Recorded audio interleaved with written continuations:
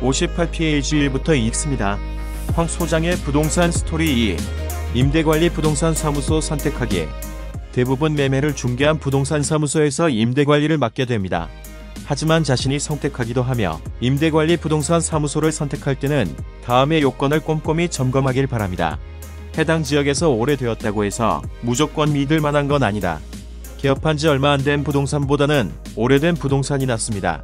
하지만 부동산 사무소 사장님의 나이가 많은 경우 60대 중반 이상은 임대관리가 잘 이루어질 확률이 비교적 낮습니다. 물론 사장님의 나이가 많지만 자녀와 함께 일하는 경우는 예외로 합니다. 부동산 사무소를 개업한 지 5년 정도면 기본적인 신뢰는 있다고 볼 수 있으며 사장님의 나이가 40에서 50대 초반 정도면 가장 적당하다고 생각됩니다. 이는 우리나라의 평균 부동산 보유기간이 8년 정도이며 그 기간 동안 꾸준히 임대관리를 맡기기에 적당한 연령대이기 때문입니다. 위탁관리비가 너무 싼 곳은 신경 쓸 일이 많을 수 있다. 수익률의 측면에서 보면 위탁관리비가 저렴한 곳을 찾는 것이 당연합니다.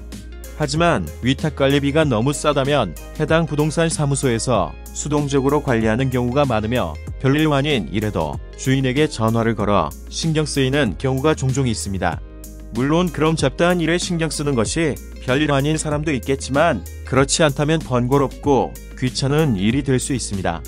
따라서 위탁관리비가 지나치게 싼 곳보다는 확실하게 관리를 맡길 수 있는 곳을 선택해야 합니다. 하지만 가격이 싼 곳을 선택했다면 어떻게 관리하는지 조목조목 점검해야 할 것입니다. 나에게 깐깐한 부동산은 세입자 관리에도 깐깐하다.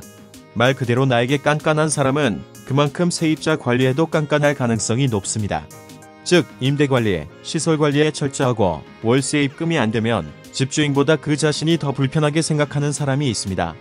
집주인이 신경 써야 할 부분을 대신해 줌으로써 편안하게 임대관리를 맡길 수 있습니다. 임대관리 규모를 확인해 본다. 제 임대관리를 맡고 있는 부동산의 수가 얼마나 되는지 확인해 보는 것도 해당 부동산 사무소의 임대관리 능력을 알아볼 수 있는 요소입니다. 물론 직접 물어보거나 인근 지역을 다녀보면서 확인하는 방법이 있습니다. 임대관리를 맡고 있는 경우에는 건물 입구에 해당 부동산 사무소에서 임대관리를 하고 있다는 편말을 보고 확인이 가능합니다. 지금까지 임대관리 부동산 사무소를 선별하는 방법에 대해서 알아보았습니다. 하지만 제대로 된 부동산을 선택하는 것이 가장 먼저 해야 할 일입니다. 그 이유는 잔고정이 많은 차를 사서 단골 카센터를 선정하는 것보다는 잔고정이 없는 차를 사는 게 우선이기 때문입니다. 60페이지까지 읽어드렸습니다.